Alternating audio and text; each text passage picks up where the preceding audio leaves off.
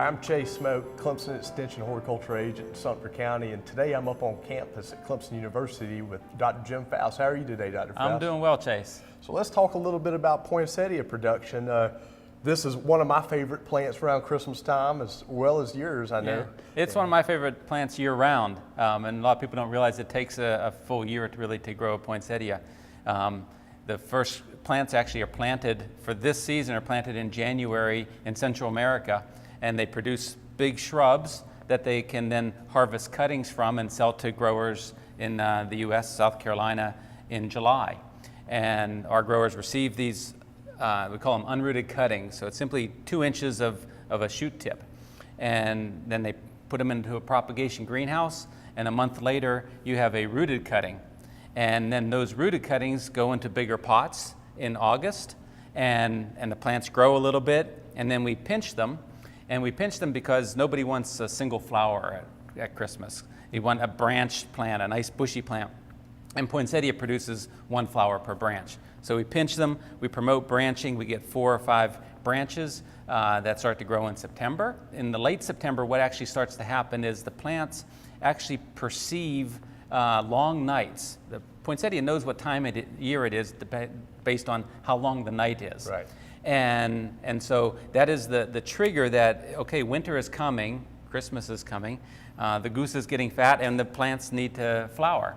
That starts happening in middle of September, late September, and then 8 weeks after that, the plants will actually be ripe and ready to put into a retail store. So the whole process is probably a span of around 13, 14 weeks? Yeah, exactly. For the growers here, it's 4 months, basically, and then it takes offshore people to produce the cuttings. It takes them also about 4 or 5 months. So it's a full year pretty much.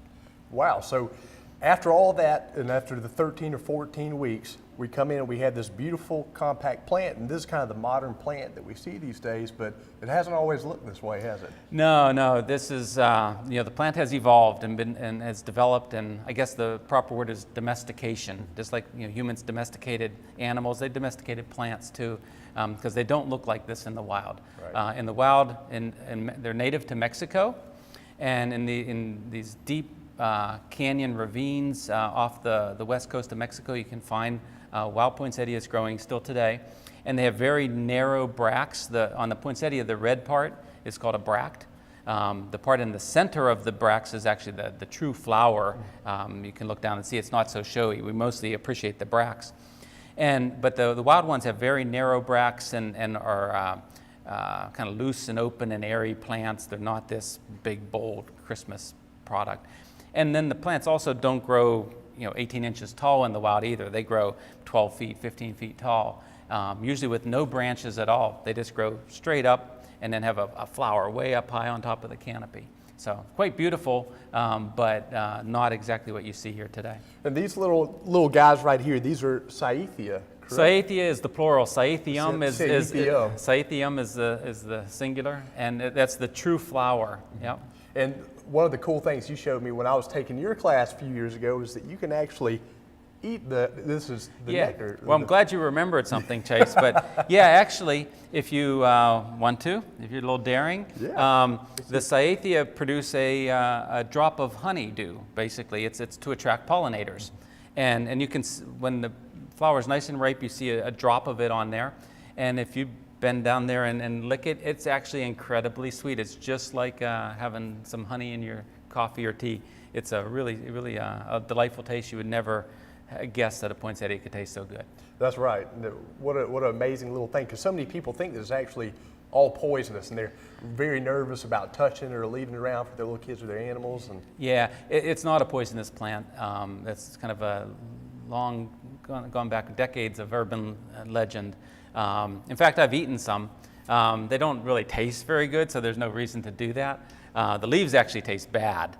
The bracts, when I was in Mexico a few years ago to actually look for poinsettias in the wild, I found a chef there that was actually preparing dishes with poinsettia as an ingredient. Oh, wow. And she served a beautiful salad with poinsettia bracts mingled in with the green lettuce leaves. Oh, wonderful. And they actually don't taste that bad. So one question I get as a horticulture agent all the time is, how can I keep my poinsettia plants alive? What's wrong with them? What are some tips that we can, or some things that we can do to take care of these things better in our homes? Sure. And again, the modern poinsettia is it's not your grandmother's poinsettia, Right. Or even when I was a kid, you take a poinsettia home, and within a few days to a week, the leaves would fall off, and they really had no resistance to any sort of stress. And of course, it's stressful for a plant to go from a nice lit greenhouse to a dark living room. Right. And so the plant doesn't have enough energy because it's not doing any more photosynthesis in your living room when it's so dark, that it doesn't support the leaves very well, and the leaves will fall off.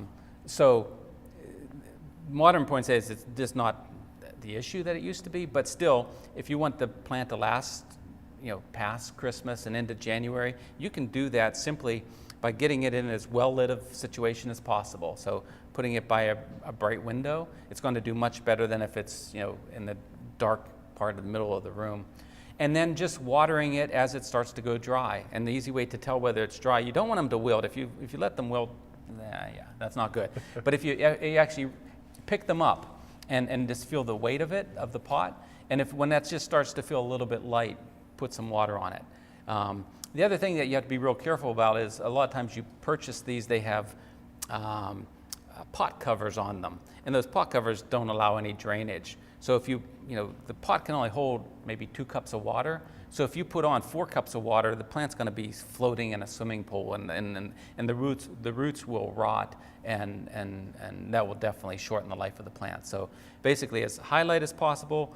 Avoid extreme temperatures, so it really shouldn't be exposed to temperatures below 50 degrees. Okay. And then just water it properly. Just keep it nice and moist, not super dry, not soaking wet. Well, fantastic. Well, thanks for sharing those with us. And before we go, can you tell us any more about some other projects that you may be working on that are beneficial to the industry or homeowners? Sure. All the poinsettias you see in this greenhouse today, what we're actually working on is a project that we call the heat delay project. For growers in the southeast United States, one of the challenges we have with poinsettias is that if we have exceptionally warm temperatures in September, that's when the plants are just starting to initiate flowers, and those warm temperatures can actually inhibit the flower initiation process.